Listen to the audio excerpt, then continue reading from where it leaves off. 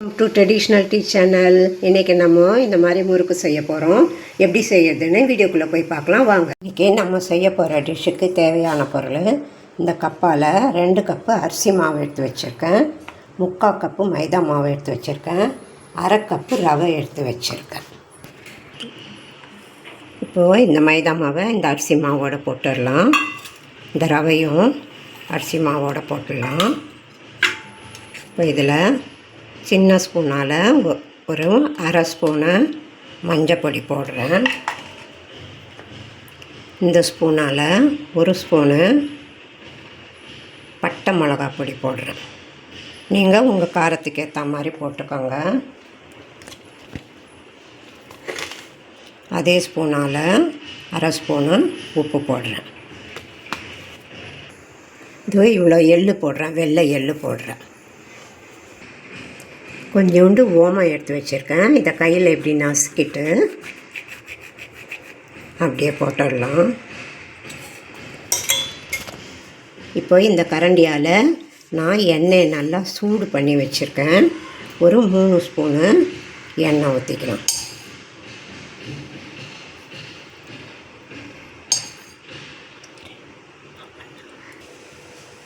இப்போ சூடாக எண்ணெய் ஊற்றிட்டேன். இப்போ கை வச்சு கலந்துடலாம்.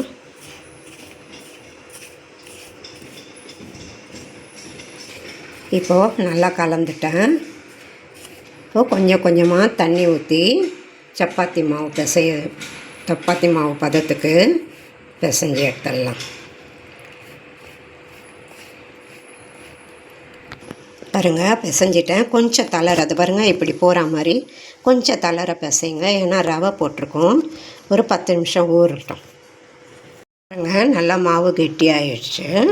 ரவை நல்லா ஊறிடுது. நம்ம அதை பாருங்கள் இத்துணுண்டு எடுத்துட்டு கையில் நல்லா உருட்டிட்டு கொஞ்சம் எண்ணெய் தடவிக்கலாம். எண்ணெய் தடவிட்டு நல்லா இப்படி நீட்டாக இது பண்ணிக்கணும். பண்ணிவிட்டு இப்படி ரவுண்டாக பண்ணிக்கலாம்.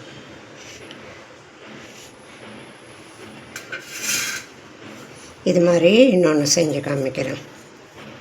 சின்ன உருண்டையாக எடுத்துக்கோங்க.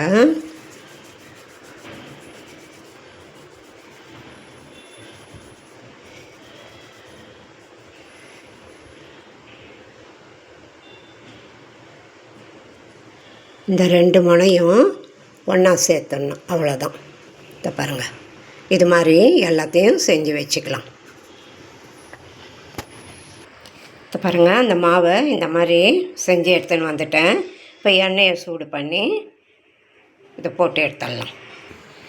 எண்ணெயை ஸ்டவ்வில் வச்சுட்டு அடுப்பு ஏற்றிட்டேன். எண்ணெய் காயட்டும். இப்போ எண்ணெய் காஞ்சிடுச்சானு கொஞ்சோண்டு போட்டு பார்த்துடலாம். எண்ணெய் காஞ்சிடுச்சு, அது மேலே வருது. நம்ம இதை ஒன்று ஒன்றா போட்டு எடுத்துடலாம்.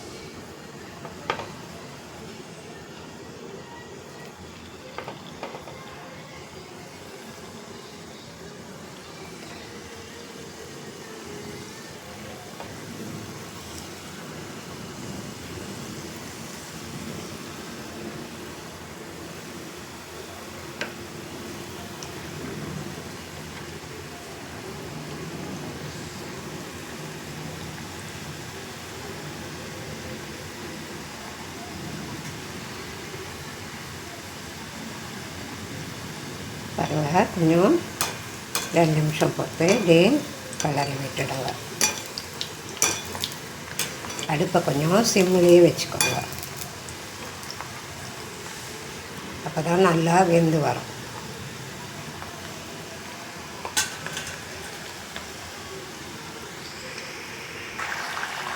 பாருங்கள், நல்லா கொதிக்குது. நல்லா செவந்துடுச்சு. இப்போ நம்ம எண்ணெயிலேருந்து எடுத்து அடுத்த இது போட்டுக்கலாம். இந்த மாதிரி நல்லா குலுக்கி கொடுத்துட்டு பாருங்கள், சவுண்டு கேட்குதா? இப்போது அடுத்த இது போட்டுக்கலாம்.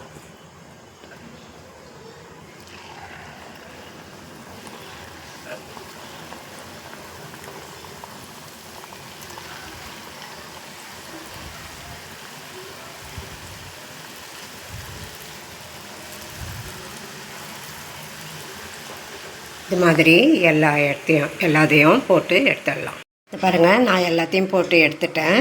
எப்படி இருக்குன்னு நீங்களும் உங்கள் வீட்டில் செஞ்சு பாருங்கள். எனக்கு லைக் பண்ணுங்கள், ஷேர் பண்ணுங்கள், கமெண்ட்ஸ் பண்ணுங்கள். தேங்க்யூ.